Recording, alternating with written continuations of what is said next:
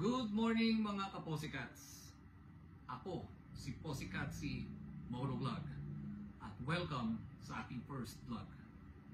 Ito ay patungkol sa mga riding gear essentials na kailangan mong magkaroon at kung meron ka man ay kailangan mong ma-upgrade.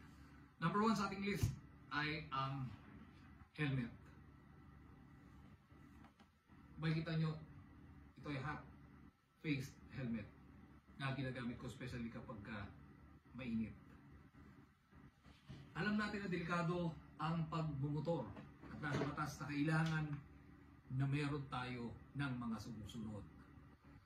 Maximum ang proteksyon para sa ating ulo. Ito ay nakadisenyo para di tumama ang ating ulo sa paved road, kalsada, unpaved road, yung mga rough road o asfalto.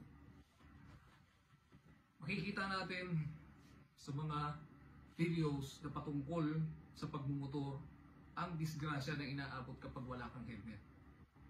Na kung makaligtas ka man, pag sinwerte ka, at ang pinakamasakit ay tumama ang ulo mo at mabasag ito at na magiging resulta ng kamatayan.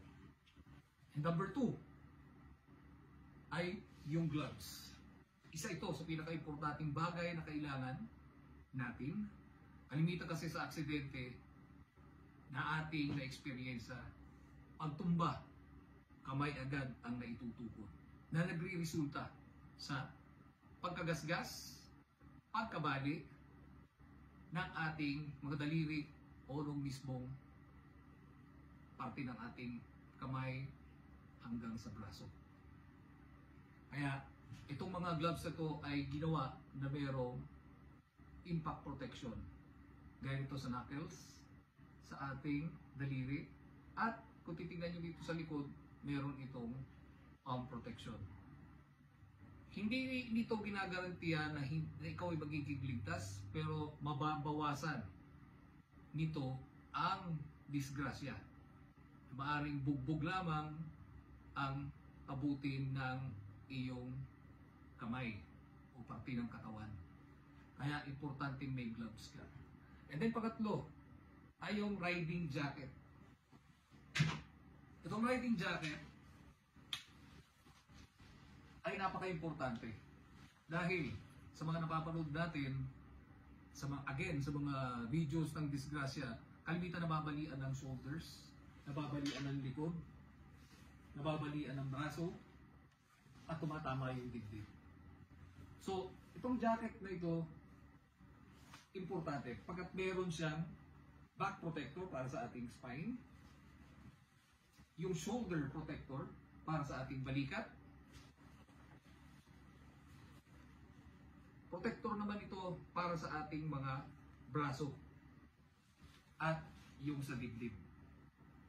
Kaya napaka-essential na magkaroon ka nito para safe ka at kahit anuman ang mangyari, meron kang confidence sa pagmumotor na hindi ka nag-aalanganin. Yung feeling na parang unsure ka habang nagmumotor kasi may kakulangan ka na mga items, especially mga essential riding gears. So ang susunod naman ay ang ating riding pants. Ito, yung ating riding pants. Makikita nyo. Disclaimer lang, itong mga brands na to ay hindi endorsed. Baka naman, dun sa mga makikita nyo mga names and brands ng mga kagabitan na ating ipinakikita. Anyway, mapapansin kasi natin na karamitan sa mga nagra-ride o mga kapwa natin riders nowadays ay nakamaong, naka-jogging pants, and naka-shorts.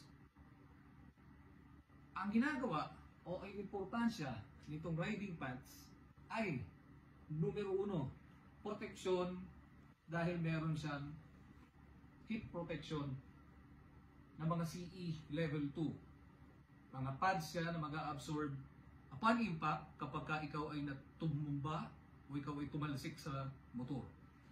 Bago tumama sa katawan mo mismo, yung tigas ng kalsada, paved man yan, unpaved o yung alagang asfalto, hindi siya mapupunit and hindi magagasgas ang katawan, kundi sasaluhin nitong mga side impact pads na to na nakalagay o nakaposisyon sa ating hips.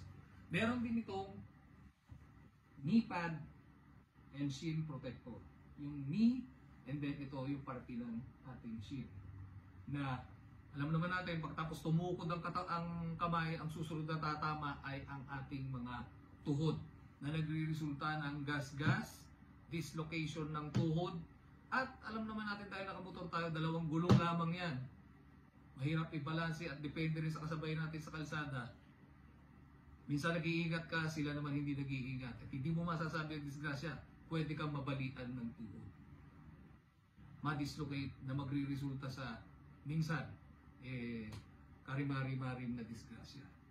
So, ang ating pantalon na ito ay merong Kevlar protection.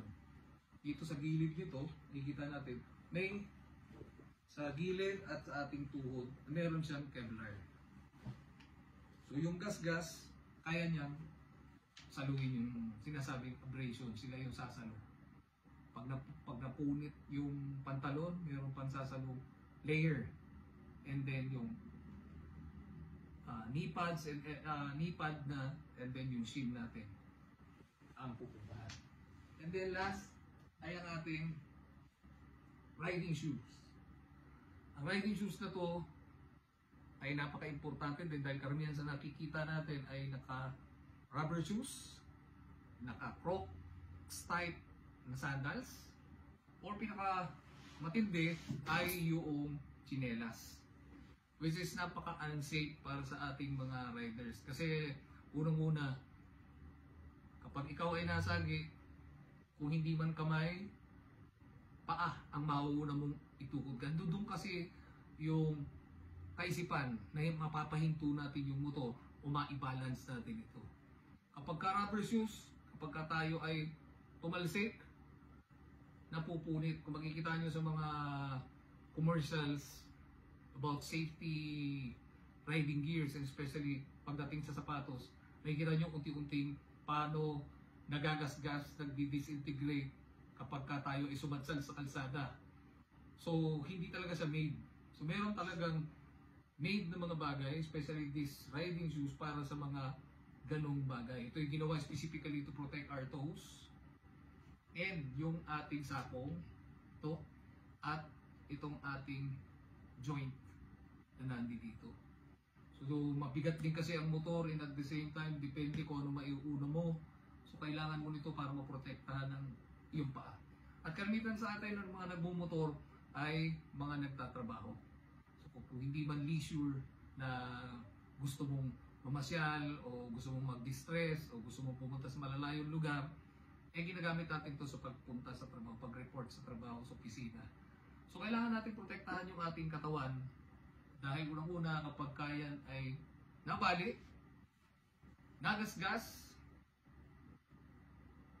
problema. Hindi lang sa ating pamilya, kung hindi sa pamamagitan ng pinansyal, tayo ay mahihirapan. At the same time, mas nakakatakot yung mga nakikita nating mga videos na talagang binabawian ng buhay yung ating mga ka-riders.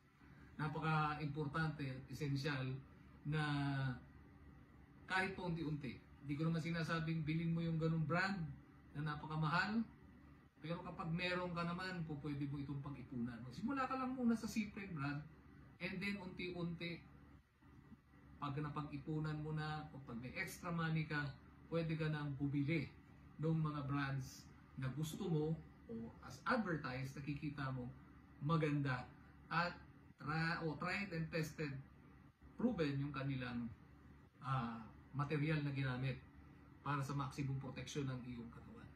So, nandito lang tayo mga ka-riders sa aking first vlog. Please, i-like nyo at baka naman, mag-subscribe kayo. Thank you. Sa susunod na vlog natin, i-discuss natin ang lahat ng kung anong meron akong mga riding gears. Yung kanilang mga specification para magkaroon tayo ng extra kaalaman, and at the same time, walang masama na mangarap kang magkaroon ng, kung maaari at kung pwede, ay top of the line na mga gears para sa iyong pagmumotor.